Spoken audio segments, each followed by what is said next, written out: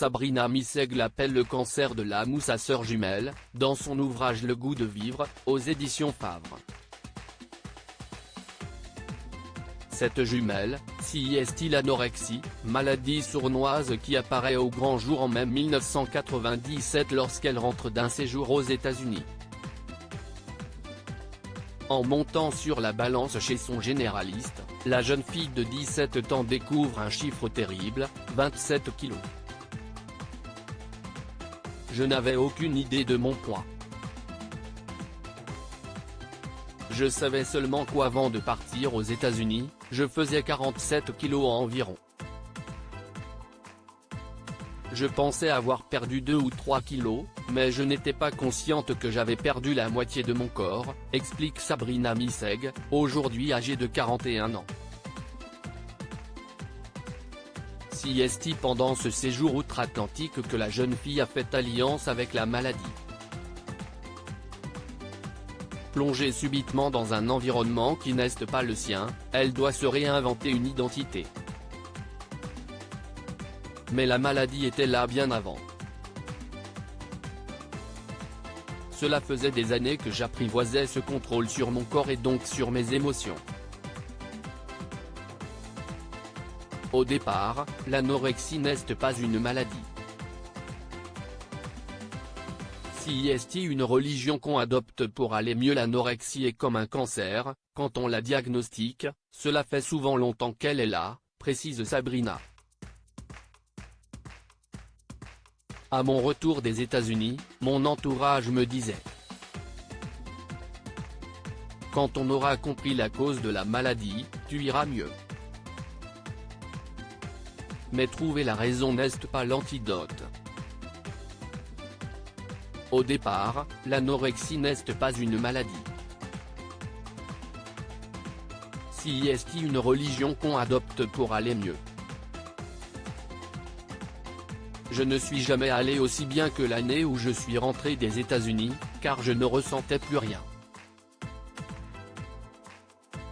Sabrina sera hospitalisée plusieurs fois. En vain. Lors de ma première hospitalisation, on m'a seulement demandé si j'avais peur. J'ai répondu par la négative et cela a suffi à me placer dans une case. Mais l'anorexie est une maladie de honte accentuée par le regard des autres. On croit que l'anorexie est liée au fait de ne pas aimer manger, mais CIST faux. Ce n'est pas la nourriture qui est le problème. CIST la manière de gérer la nourriture qui est un problème, détaille la jeune femme qui apprend à vivre avec la maladie.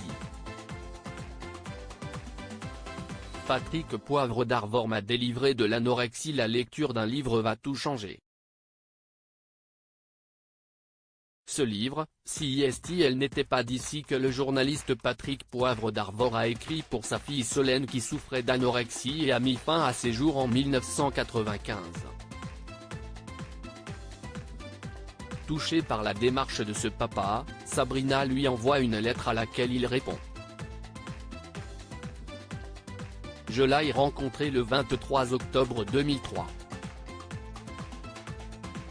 Quand je suis entré dans son bureau, en une demi-seconde, il m'a délivré d'elle. J'ai senti qu'il savait ce que je vivais et, pour une fois, je n'avais pas besoin de me justifier. Cela fait 17 ans qu'il est présent. Il était là quand j'ai rechuté et m'a vraiment fait grandir.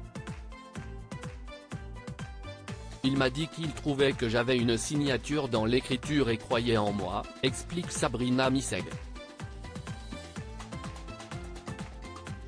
Pendant les années qui suivent, l'anorexie est présente à chaque seconde, mais la présence de Patrick Poivre d'Arvor permet à la jeune femme de ne jamais rien lâcher.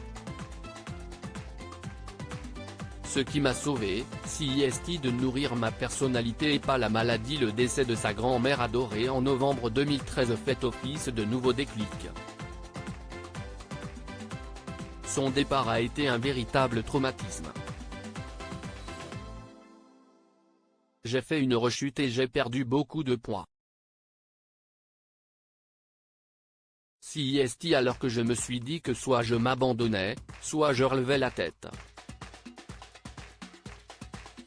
Je me suis dit, CIST marche ou crève, confie Sabrina qui, le 12 juin 2018, quitte tout pour venir s'installer à Paris et aller au bout de son livre. Un an et demi après, Sabrina Misseg va bien. Son livre a été publié et elle a des projets d'écriture et de scénario. Elle a retrouvé cette vie que l'anorexie lui avait volée lorsqu'elle avait 17 ans. Depuis la sortie de mon livre, je suis en pleine renaissance. J'apprends à être sans elle.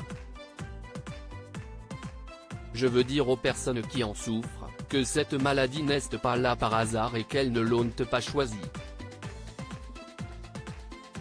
Elles doivent croire en elles, s'écouter et ne jamais oublier qui elles sont. Si est-il possible de s'en sortir? Ce qui m'a sauvé, si est-il de nourrir ma personnalité et pas la maladie, raconte Sabrina Misseg, bien décidée à reprendre le contrôle de sa vie.